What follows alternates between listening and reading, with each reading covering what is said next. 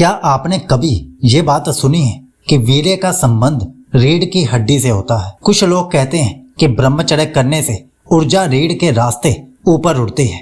कुछ लोग इसे सिर्फ अंधविश्वास मानते हैं और कुछ लोग बिना समझे इस पर बहस करते रहते हैं। लेकिन जब मैंने लंबे समय तक ब्रह्मचर्य का अनुभव किया तो एक बात जरूर महसूस हुई कि मुझे ये नहीं लगा कि रीढ़ के अंदर कोई जादुई शक्ति दौड़ रही है, लेकिन ये जरूर महसूस हुआ जैसे जैसे मन शांत होता गया वैसे वैसे मेरे बैठने का तरीका, चलने का तरीका और रीढ़ की स्थिरता अपने आप बदलने लगी।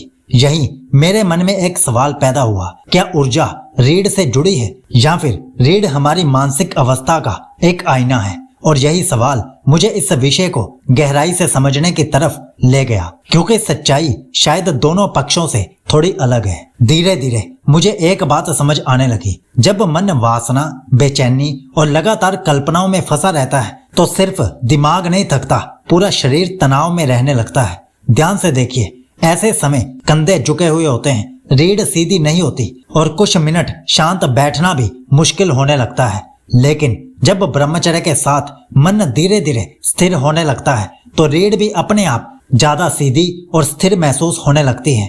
कम से कम मेरे साथ यही हुआ। मुझे कभी ऐसा एहसास नहीं हुआ कि ऊर्जा कोई रोशनी बनकर रीढ़ में दौड़ रही है, लेकिन इतना जरूर महसूस हुआ कि जब अंदर का शोर कम हुआ तो रीढ़ बिना कोशिश के सीधी रहने लगी। और यही मुझे महसूस हुआ कि शायद रीढ़ ऊर्जा की नदी नहीं, मन की अवस्था का सबसे ईमानदार संकेत है। क्योंकि जिस इंसान का मन स्थिर हो उसकी रीढ़ भी अक्सर स्थिर दिखाई देती है। यही एक और दिलचस्प बात समझने लायक है।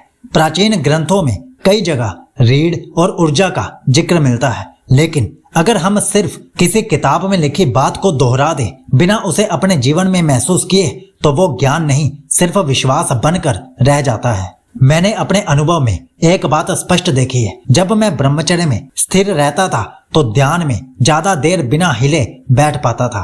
पहले जहां 5 से 10 मिनट में शरीर बेचैन होने लगता था, अब उसी शरीर में अलग तरह की स्थिरता महसूस होती थी। और मुझे लगता है यही कारण है कि ऋषियों ने रीढ़ को इतना महत्व दिया, क्योंकि अगर रीढ़ बार बार झुक रही है और शरीर हर समय बेचैन है तो मन को भी स्थिर करना बहुत कठिन हो जाता है। इसलिए मेरे लिए रीढ़ कोई रहस्यमय जादुई रास्ता नहीं, बल्कि उस स्थिर मन का प्रतीक है जो धीरे धीरे ब्रह्मचर्य के साथ विकसित होने लगता है। और शायद यही उस गुप्त रहस्य का सबसे व्यवहारिक और अनुभव आधारित अर्थ है। तो क्या वीर्य और रीढ़ का वास्तव में कोई संबंध है? मेरे अनुभव में अगर आप ये उम्मीद कर रहे हैं कि एक दिन अचानक कोई रहस्यमय ऊर्जा रीढ़ में दौड़ने लगेगी तो शायद आप गलत चीज ढूंढ रहे हैं। लेकिन अगर आप ब्रह्मचर्य को मन की शुद्धि और आत्म अनुशासन का मार्ग मानकर चलते हैं तो धीरे धीरे आप एक बदलाव जरूर महसूस करेंगे कि आपकी बैठने की स्थिरता बढ़ेगी, चलने में आत्मविश्वास आएगा,